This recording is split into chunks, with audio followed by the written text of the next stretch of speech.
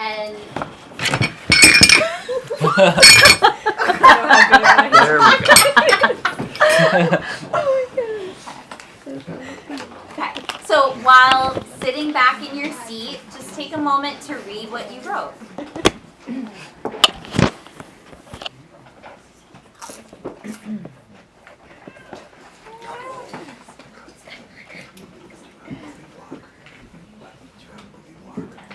And just know that whatever you wrote is what shapes your assumptions around breast health, relationship to breast, how you'll be able to help other people as an herbal guide with the health of their breasts.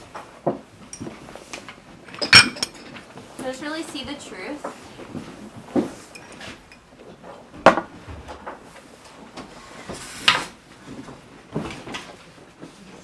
And then take a moment to write about how you want to relate to your breasts, or any breast for that matter. Like the highest version of you, the illuminated, healing, phoenix rising, embodied aspect of you. Like, how does she or he relate to the breasts? Like, do you have a lot of information? Can you help people that maybe are in need of support?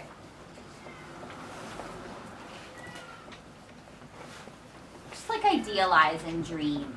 And let yourself do it. Don't stop writing. Just keep writing.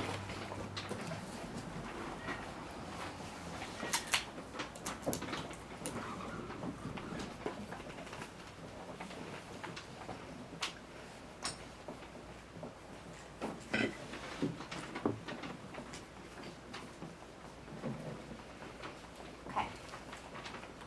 And take just one more minute.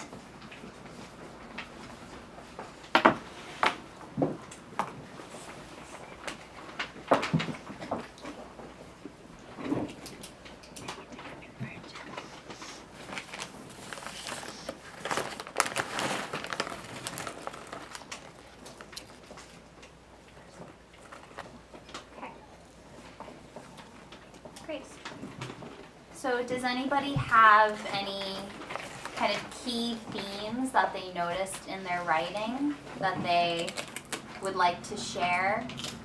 Just short. You don't have to share everything that you came to know, but if anybody feels called. And I could say that just in general, like, this is a vulnerable talking point. Right? Not like talking about your nose. I know. Like, I can share. Yeah, go ahead. Tell me your name. Christina. Christina. Yeah. When I was like 14, I had double D. So double D, it's like this and this big. I was on pregnant control pills. So 14 to 16, and they got so big and so just like they would stand, right? Like engorged. And I would be ashamed because it's like everybody would love it, but then everybody would comment. And 14, 16 years old walking around without bra, that would be like huge nipples, right? Like little girl with big boobs. Like, I would be really ashamed of them.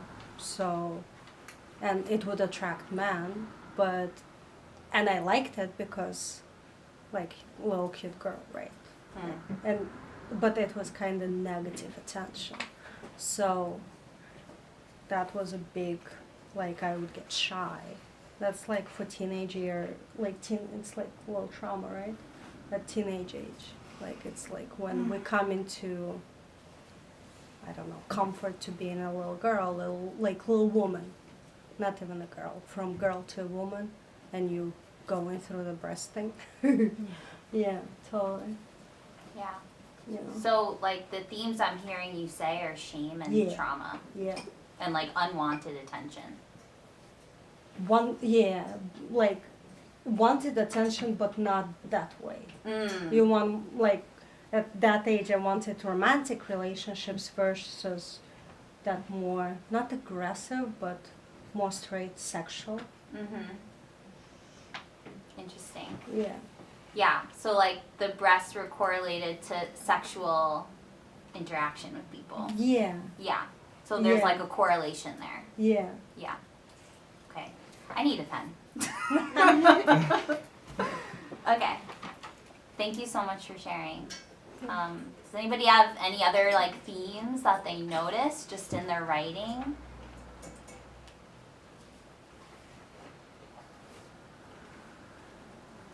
You're ready for the male's perspective. Mine was my mom was floored by this question I had in a recurring dream. A memory of my earliest childhood recollection was being drowned in milk. And when I asked my mom this, she's like, someone had to tell you. I'm like, what?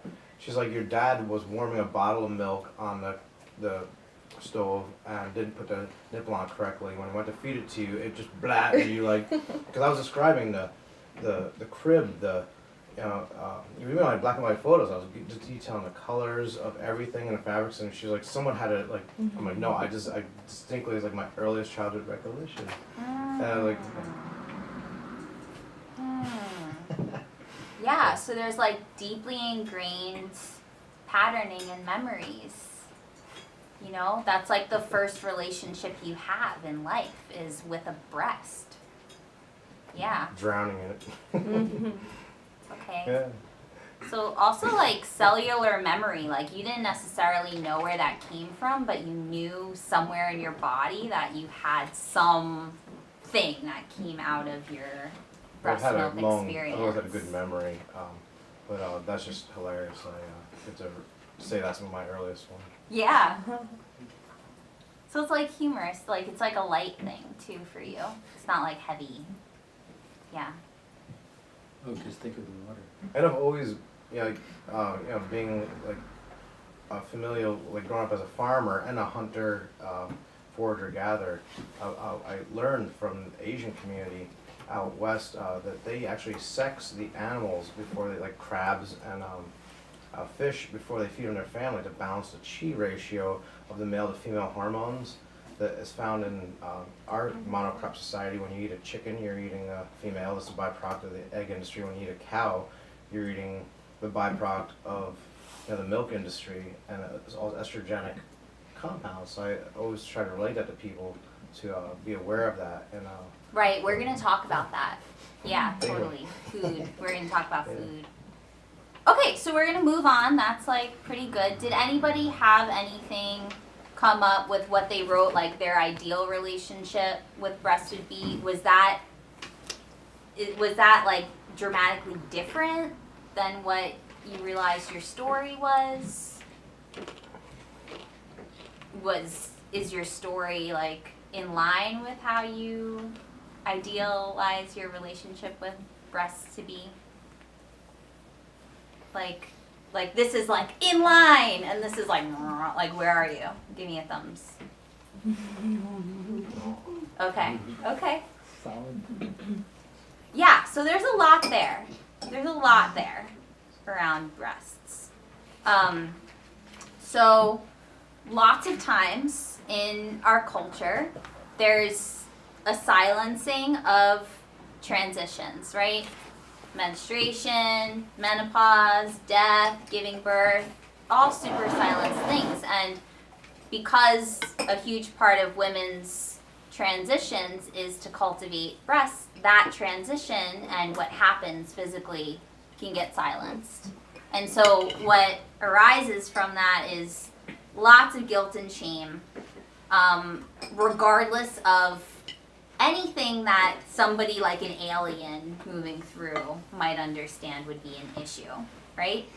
You might have relationship with big breasts and then you have issues. You have small breasts and you have issues. Like there's a sea of emotional block that happens related to the breast. And you might feel that in your body right now, right? There might be something going on, like a little resistance, a little like, I want to leave the room right now. Like, there might be some of that happening.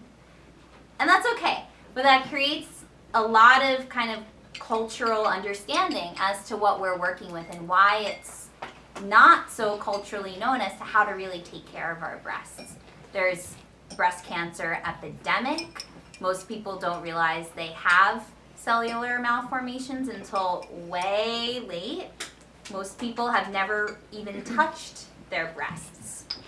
Most amount of stimulation that breasts get are foreplay, breastfeeding, and mammograms. And most women don't even start getting mammograms until later in life. So what winds up happening is that there's a lack of information as to what's going on here, and then if something happens, there's a lot of fear that can arise. So the goal with holistic breast care is to create a really healthy relationship with our breasts, meaning that we touch them, we touch our partner's breasts, we help them heal and move, and it's a genuine, loving, and deeply transformational experience, right? Most of us don't have that, so that's what we're dealing with. But we're gonna just go into what it means to really take care of the individual person's body and their breasts, and that comes from the angle that I'm bringing, which is Ayurvedic, because told you my training's in Thai Ayurveda. So everybody filled out this form, this fun questionnaire, and this questionnaire is to indicate what your seated constitution is. It's called a dosha, D-O-S-H. And so what you'll do is you'll just add up the totals of each column. And if you're like, shoot, I didn't do this yet, then just do it best you can. And just see which column has the most things circled. Is it column 1? Is it column 2? Is it column 3? And just look.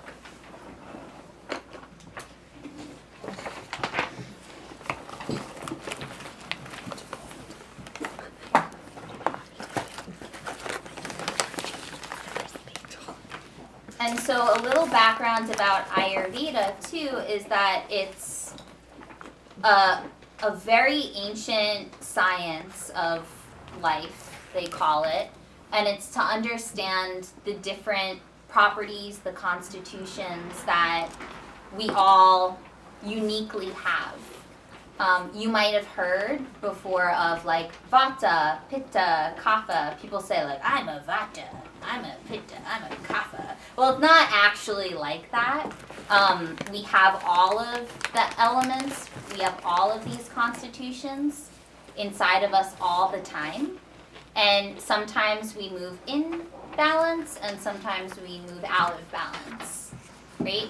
Generally speaking, people are born with one or two pretty key constitutions that they're working with for the majority of their lives, right? For example, you might know a really like dense woman that when she's around, she just feels like the earth, and like you're sitting next to her and she's super grounded and her eyes are big and she's just like, you know, she just feels like water. That's like a Kapha person. You might know someone that's like really fiery. They have like red hair, big red hair. They might have like pink complexion. They have a fiery digestion. They might like talk really quick, and that's a Pitta type constitution. That's fire. Fire element is dominant there. And then you might know somebody that's like maybe really frail, They might be really nervous all the time, like maybe some anxiety stuff going on.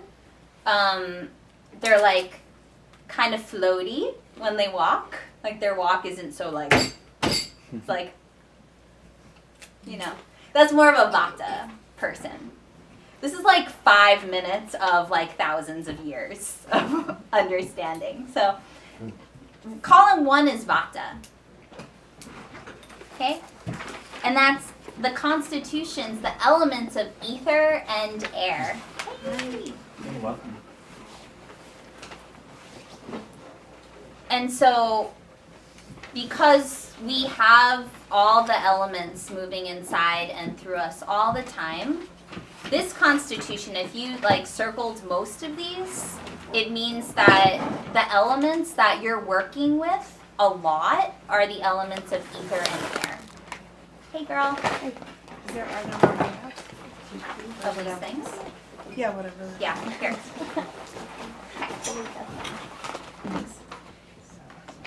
Okay. You have a pen? Now, with Pitta, which is column 2, so if you circled a lot of column 2, then that means that majority speaking, you identify with Pitta constitution. And that's fire and water. And then column 3 is Kapha, and that's earth and water. So just see like which ones you circled the most. Sometimes people circle like the same in both columns. Vata's air, you said? Yeah, air and ether. Cool.